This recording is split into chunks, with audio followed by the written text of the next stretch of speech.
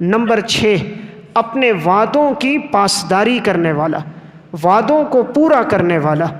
قرآن کریم میں اللہ رب العزت فرماتے ہیں والذین هم لاماناتہم وعہدہم راعون، ایمان والے وہ ہوتے ہیں جو اپنے وعدوں کو پورا کرتے ہیں، جس سے وعدہ کرتے ہیں اس وعدے کو نبھاتے ہیں۔ تو حدیث میں آپ نے فرمایا لا ایمان لمن لا امانۃ لہ ولا دین لمن لا عہد لہ، اس شخص کا کوئی دین نہیں جو وعدے کا پاسدار نہیں۔ اس لیے انسان جو وعدہ کرے اس وعدے کو پورا کرے۔ جیسے میں نے حدیث سنائی کہ آپ صلی اللہ علیہ وسلم نے وعدہ خلافی کرنے والے کو منافق کی نشانی بتایا۔ آپ صلی اللہ علیہ وسلم وعدے کے کتنے پابند تھے۔ سنن ابی داؤد کی روایت ہے، یہ آپ کی نبوت ملنے سے پہلے کا واقعہ ہے۔ اس وقت آپ صلی اللہ علیہ وسلم کو نبوت نہیں ملی تھی۔ ایک شخص نے آپ سے وعدہ کیا اور کہا کہ میں ابھی آتا ہوں، آپ یہاں ٹھہریں۔ آپ صلی اللہ علیہ وسلم 3 دن تک وہیں ٹھہرے رہے۔ 3 دن کے بعد وہ شخص آیا، وہ بھول گیا تھا، اور جب آیا تو آپ صلی اللہ علیہ وسلم سے کہا کہ میں نے آپ کو بڑی تکلیف پہنچائی، مجھے یاد نہ رہا۔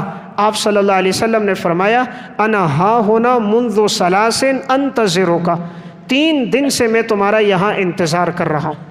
اس سے اندازہ کیجئے آپ وعدے کے کتنی پابندی کرنے والے تھے کہ اس شخص نے آپ کو وہاں کھڑا کیا ہے تو آپ 3 دن وہاں ٹھہرے ہیں، ضرورت کے لیے گھر جاتے پھر آتے، وہیں انتظار کرتے رہے کہ کب یہ شخص آئے گا۔ اس لیے انسان جو وعدہ کرے اسے پورا کرے۔ آج کل ہوتا یہ کہا جاتا ہے میں 5 منٹ میں آ رہا ہوں، دوسرا انتظار کرتا رہتا ہے، گھنٹوں گزر جاتے نہیں آتا۔ بات کی جاتی ہے میں آپ سے قرض لے رہا ہوں، مہینے بعد دوں گا، وعدہ کرتے ہیں پھر وعدے کو پورا نہیں کرتے۔ شادی کارڈ پہ لکھا ہوا ہوتا ہے ولیمے کا کھانا 9 بجے ہوگا، سمجھتا ہے آنے والا کہ یہ وعدے کا پابند ہے، 9 بجے کھانا دیا جاتا ہے 11 بجے۔ یہ وعدے کی خلاف ورزی ہے۔ جو چیز طے کی جائے اس چیز پر اس وقت مقرر پر اسے ادائیگی کی جائے۔ اگر کوئی نہیں آتا تو ہم اس کے ذمہ دار نہیں، ہم شریعت کے مکلف ہیں، ہم رسم و رواج کے مکلف نہیں۔ ہم مسلمان پہلے ہیں، خاندان کے فرد بعد میں ہیں۔ اس لیے ہم دیکھیں گے اللہ رسول کا حکم ہماری طرف کیا متوجہ ہے۔ تو بہرحال 6ٹھی چیز ہے وعدے کی پاسداری۔ امام ابن جریر طبری رحمۃ اللہ علیہ نے تاریخ طبری میں ایک واقعہ لکھا۔ ہرمزان یہ کفار کا ایک شخص تھا جو بڑا ہی طاقتور اور کفار کا جرنیل گزرا تھا۔ ایک دفعہ اسے گرفتار کر کے لایا گیا۔ جب یہ گرفتار تھا حضرت عمر رضی اللہ تعالیٰ عنہ کے پاس لایا گیا تو اس شخص نے کہا کہ مجھے پانی دے دو۔ جب اسے پانی پیش کیا جانے لگا اس نے کہا مجھے لگتا ہے کہ تم لوگ مجھے پانی پینے سے پہلے قتل کر دو گے۔ حضرت عمر نے فرمایا جب تک تو پانی نہیں پیے گا ہم تجھے قتل نہیں کریں گے۔ اس نے کہا نہیں مجھے لگتا ہے تم قتل کر دو گے۔ حضرت عمر نے کہا ہمارا وعدہ ہے ہم تمہیں قتل نہیں کریں گے۔ اب یہ بڑا چالاک تھا، سمجھدار تھا، اس نے پانی نیچے گرا دیا اور کہا اب تم مجھے قتل نہیں کر سکتے کیونکہ تم نے وعدہ کیا تھا کہ جب تک تم پانی نہیں پیو گے ہم تمہیں قتل نہیں کریں گے، اور میں نے پانی نہیں پیا لہٰذا تم مجھے قتل نہیں کر سکتے۔ حضرت عمر رضی اللہ تعالیٰ عنہ کو اس بات پر غصہ بھی تھا، لیکن آپ نے وعدے کی پاسداری میں اسے چھوڑ دیا۔ جب چھوڑا تو یہ ہرمزان گیا اور غسل کر کے آیا اور آ کر کلمہ پڑھا، مسلمان ہو گیا۔ اس سے پوچھا گیا کہ بھئی اس کی وجہ کیا ہے؟ تو اس نے کہا وجہ یہ ہے کہ واقعی اسلام ایک سچا مذہب ہے کہ اس میں وعدے کی پاسداری ہے کہ حضرت عمر نے جو وعدہ کیا وعدے کو پورا کیا۔ اور دوسری وجہ کہ اگر میں پہلے ایمان لے آتا تو لوگ کہتے عمر کی تلوار کے ڈر سے مسلمان ہو گیا، تو اس لیے جب میں نے دیکھا میری جان چھوٹ گئی، اب میں آزاد ہو گیا، اب میں جب ایمان لے کر آیا تو اپنی خوشی سے لے کر آیا ہوں، میں کسی کے دباؤ میں یا عمر کے خوف سے ایمان نہیں لے کر آیا۔ تو دیکھیں وعدے کی پاسداری اس کے ایمان لانے کا سبب بن گئی۔ نمبر 7، کامیاب انسان کون ہے؟ جو اپنی نمازوں پر مداومت اختیار کرنے والا ہے، نمازوں پر ہمیشگی اختیار کرنے والا ہے۔ قرآن کریم میں اللہ رب العزت فرماتے ہیں والذین هم علی صلواتہم یحافظون، کامیاب انسان وہ ہوتے ہیں جو اپنی نمازوں پر ہمیشگی اختیار کرتے۔ ہمیشگی کا مطلب نماز پر دوام اختیار کرنا۔ تو دیکھیں کامیاب انسان کا پہلا وصف تھا نماز خشوع و خضوع سے پڑھنا، اور اللہ تعالیٰ نے 7واں وصف بیان کیا کامیاب انسان وہ ہے جو نماز پہ دوام اختیار کرے گا، یعنی شروع بھی نماز سے کیا، اختتام بھی نماز پر کیا۔ اس سے معلوم ہوتا ہے کہ نماز کی کتنی اہمیت شریعت میں آئی ہے۔ اللہ تعالیٰ نے یہ نہیں فرمایا نماز پڑھتے ہیں، فرمایا یحافظون، نمازوں کی حفاظت کرتے ہیں کہ کبھی ان سے کوئی نماز چھوٹ نہ جائے۔ حضرات سلف نمازوں کا کتنا اہتمام کرتے تھے۔ امام ابو نعیم اصفہانی نے حلیۃ الاولیاء میں نقل کیا، حضرت سعید بن مسیب رحمۃ اللہ علیہ فرماتے ہیں ما نودی للصلاة منذ 40 سنة الا وسعید بن المسیب فی المسجد۔ 40 سال سے سعید بن مسیب کا معمول تھا یہ اذان سے پہلے مسجد میں موجود ہوتے تھے، یعنی نمازوں پر اتنی ہمیشگی، نمازوں کا اتنا اہتمام کہ 40 سال میں ان سے ایک نماز کے اندر بھی تکبیر اولیٰ فوت نہیں ہوئی۔ حضرت امام اعمش رحمہ اللہ، ان کے بارے میں امام ابو نعیم اصفہانی نے حلیۃ الاولیاء میں نقل کیا ہے کہ امام وقی رحمہ اللہ فرماتے ہیں کان الاعمش قریبا من 70 سنة لم تفته التکبیرۃ الاولیٰ۔ امام اعمش رحمہ اللہ کے زندگی کے 70 سال ایسے گزرے ہیں کہ ان سے تکبیر اولیٰ بھی فوت نہیں ہوئی۔ 70 دن نہیں، 70 مہینے نہیں، 70 سال امام اعمش کی زندگی کے 70 سال ایسے گزرے ہیں کہ ان سے تکبیر اولیٰ فوت نہیں ہوئی۔ اتنا اہتمام تھا سلف میں نماز پر ہمیشگی اور دوام کا۔ حضرت شیخ الحدیث مولانا زکریا رحمہ اللہ نے تاریخ مشائخ چشت میں ایک واقعہ لکھا۔ حضرت میاں جی نور محمد رحمہ اللہ کے انتقال کا وقت قریب آیا تو کسی نے پوچھا کہ کون سا عمل اللہ کے دربار میں پیش کریں گے؟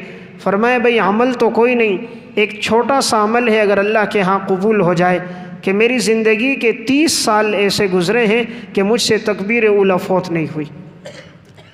30 سال زندگی کے ایسے گزرے ہیں تکبیر اولیٰ فوت نہیں ہوئی، اس لیے امید ہے اگر اللہ کے ہاں قبول ہو گیا تو شاید یہ میری مغفرت کا ذریعہ بن جائے۔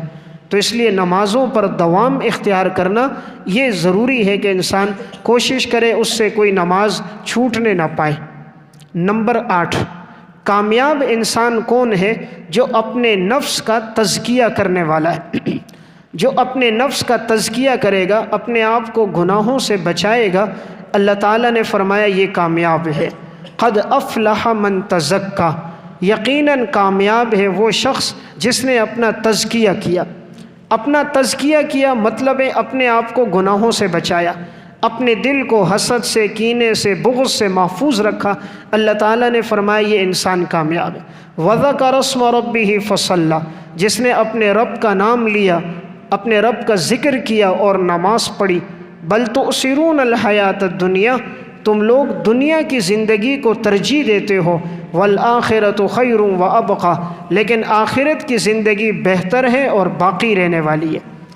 انسان دنیا کی زندگی کو ترجیح دیتے ہیں کیونکہ دنیا نقد ہے اور آخرت ادھار ہے، اور انسان کی طبیعت ہے یہ نقد پہ چلتا ہے۔ تو اللہ تعالیٰ نے فرمایا تم دنیا کو ترجیح دیتے ہو حالانکہ آخرت بہتر ہے دنیا کے مقابلے میں، اور نمبر 2 ابقیٰ، یہ باقی رہنے والی ہے۔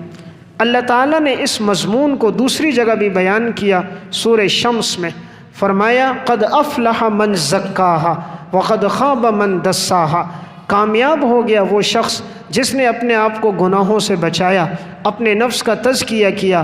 ناکام اور نامراد ہو گیا جس نے اپنے نفس کو گناہوں میں آلودہ کر دیا۔ تو اس لیے 8واں وصف ہے تزکیہ نفس کرنا، اپنے آپ کو گناہوں سے بچانا۔ نمبر 9، امر بالمعروف اور نہی عن المنکر کرنا۔ امر بالمعروف اور نہی عن المنکر کرنا سورہ آل عمران آیت نمبر 104 میں اللہ رب العزت نے اس وصف کو بیان فرمایا ہے کہ جو امر بالمعروف کرے گا اور نہی عن المنکر کرے گا تو وہ شخص اللہ کے ہاں کامیاب ہوگا۔ وَلْتَكُمْ مِنْكُمْ أُمَّةٌ يَدْعُونَ إِلَى الْخَيْرِ، تمہارے اندر ایک جماعت ایسی ہونی چاہیے جو نیکی کی طرف دعوت دے، وَيَأْمُرُونَ بِالْمَعْرُوفِ وَيَنْهَوْنَ عَنِ الْمُنْكَرِ، جو نیکی کا حکم دے اور برائی سے منع کرے، وَأُولَئِكَ هُمُ الْمُفْلِحُونَ، یہی لوگ کامیاب لوگ ہیں۔ تو کامیاب انسان کون ہوگا؟ جو نیکی کا حکم دے گا، برائی سے روکے گا۔ تو صرف خود دین پر چلنا نہیں ہے بلکہ لوگوں کو بھی دین کا حکم دینا ہے۔ صرف خود گناہوں سے بچنا نہیں ہے بلکہ معاشرے میں جو لوگ موجود ہیں ان کو بھی گناہوں سے روکنا ہے۔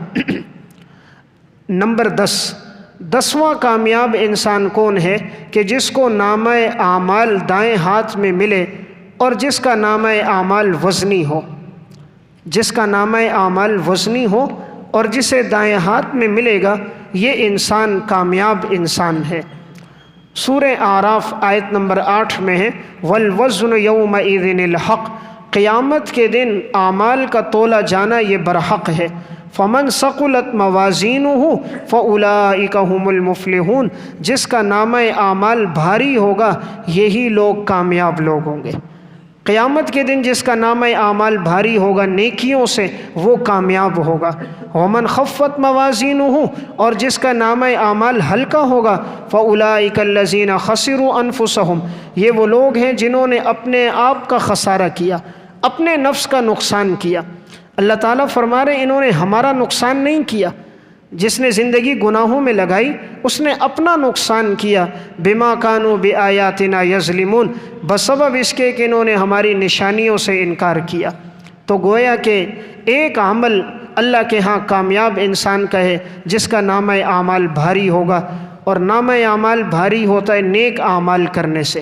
جتنے نیک اعمال زیادہ ہوں گے تو یہ بھاری ہوگا، خدا نخواستہ نیک اعمال کم ہیں تو یہ نامہ اعمال ہلکا ہوگا۔